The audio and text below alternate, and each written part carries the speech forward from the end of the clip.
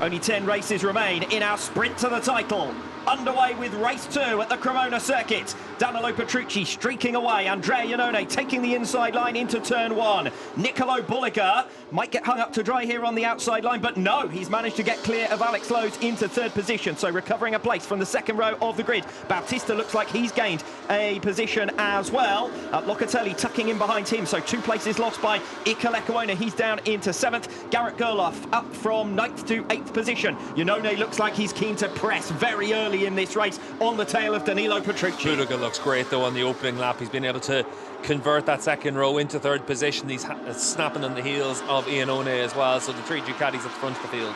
4 Ducatis in the top 5 positions, with Alex Lowe's the odd man out at the moment in 4th place as they make their way through turn 8 on lap number 1. Yeah, Lowe's won't be the odd man out soon. It's going to be Bautista coming through in that long back straight. That's his chance to be able to make it 4 Ducatis at the front. Bautista's in a good position here because we know he'll manage his tyres well in the second half of the race. Lecuona challenging to the inside of Locatelli as they make their way through Cremona corner. That's turn 10, and Lecuona has got in front now of the number 55 Yamaha. So Lecuona recovering after losing 2 places on the opening sector of this lap number 1. Bulega to the inside of Iannone, trying to come through for 2nd position. Lowe's defending successfully against Bautista. Good move that from Bulega through on Iannone. Can now go after the early race leader and the double race winner this weekend, Danilo Petrucci.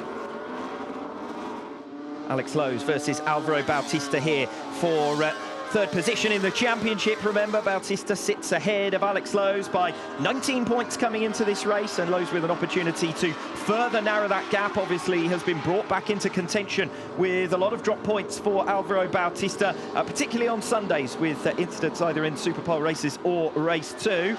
Behind him at the moment, Iker Lecuona. As you said previously, Lecuona keeping right in touch, and a separate fight between the 2 BMWs, neither able to find their way through on Xavi Vierque, but Gerloff successfully holding off Michael van der Mark for the moment. And van der Mark, in fact, now going wide from 10th position. Yeah, and for van der Mark, you can see Tito Rabat behind him with that momentum. We'll see if he's able to try and attack him. It's a bit of a shame there for Mikey to lose so much momentum there. Tito Rabat with 10 World Championship points this season, looking for a top 10 finish here. Went to the inside of Michael van der Mark in towards turn 11, and he has got through. You can see him in the background of the shot there. Tito Rabat up ahead of Michael van der Mark for P10. Xavi Vierque now having to fend off Garrett Gerloff. Gerloff no longer forced to worry about Michael van der Mark's moves from behind, and he can really focus on hunting down Xavi Vierque for 8th position as van der Mark ducks out to the inside, going in towards the Parabolica turn 7 to attempt his move to recover against Tito Rabat, and he has done so. Covers off the inside into the 70km/h turn 8 and is through once again for 10th position. But look at the ground he's lost compared to Garrett Gerloff with that error a lap ago.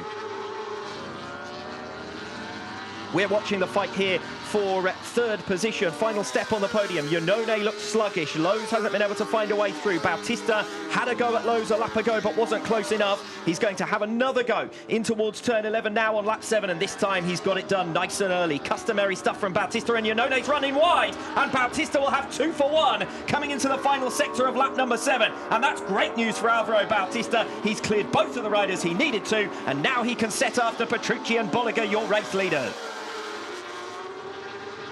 Only 1.8 seconds from the podium as Alex Lowe's gets a move on now against Andrea Iannone. He'd looked faster than him a lap ago. He did gain slightly on Iannone in the early stages of this lap, and that was enough to find his way through. Had to make the move there as well. You're able to then have a few corners to try and open up a bit of a margin over the Ducati, and for Lowe's, nice, clean, easy move to make.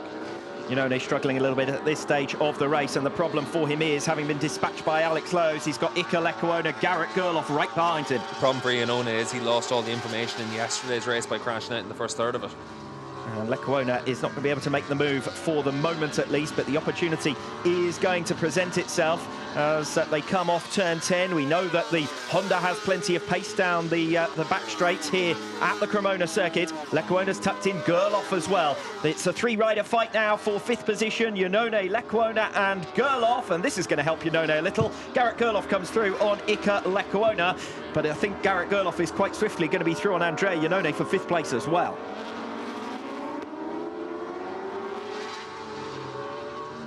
So it's time for Garrett Gerloff to get this move done for 5th position, and he goes to the inside.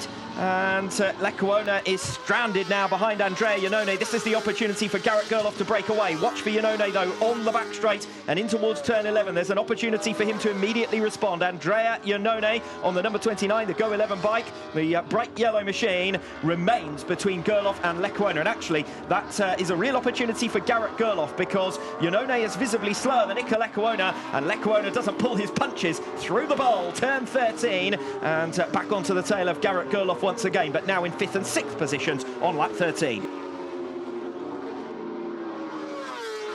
Nice move from Cremona through turn 13. Yeah, good opportunistic move there. Alex Lowe's versus Garrett Gerloff on lap 15. New personal best lap last time around from Gerloff, a 1:29.984. And Alex Lowe's, 7/10 of a second lost in one lap alone, is surely not going to be able to defend against Garrett Gerloff. It might be in towards turn 10, it might be in towards turn 11, but it is going to be, by the looks of things, on this lap 15. Lowe's will carry in as much momentum as he can to defend that place. He has opened a couple of bike lengths, but then as they come on the power and off the turn, Garrett Gerloff will hunt him down, will close him down in towards turn 11. It's Lowe's versus Gerloff. Gerloff, the faster man, but Lowe's still with track position. Yeah, Lowe's, you could see there as he was exiting turn 10, just trying to struggle for grip a little bit, just grip, slide, grip, slide. So just at this stage of the race, it's getting that a little bit more difficult for the Kawasaki man. Garrett Gerloff setting himself up here for an opportunity in towards turn 1. It's only 400 metres in a straight line, and a long braking zone as well, so Gerloff not quite close enough, but again faster than Alex Lowe's last time around. Nervous faces in the pit wall for the Aruba.it Ducati team, because they've got their 2 riders racing out on track, and they know that the championship is potentially at stake as well, with Danilo Petrucci in 2nd place. 20 points would narrow the gap to 9 points to Toprak Razgatlioglu in his absence.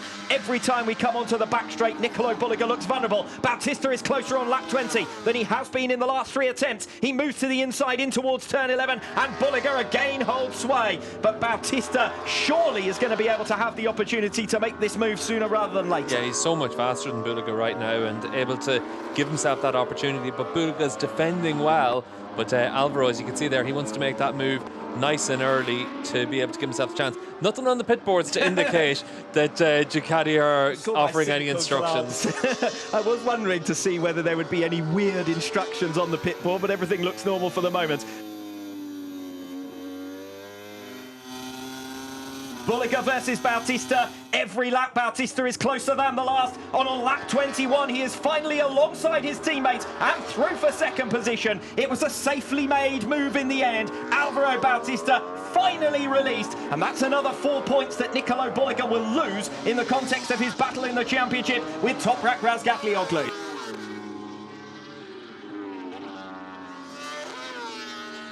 Petrucci's gap is down to 1.5 seconds. You can never quite be totally sure, but through the final turn it will be Petrucci holding on. And Danilo Petrucci joins the Titanic trio as only the 4th hat-trick hero in WorldSBK.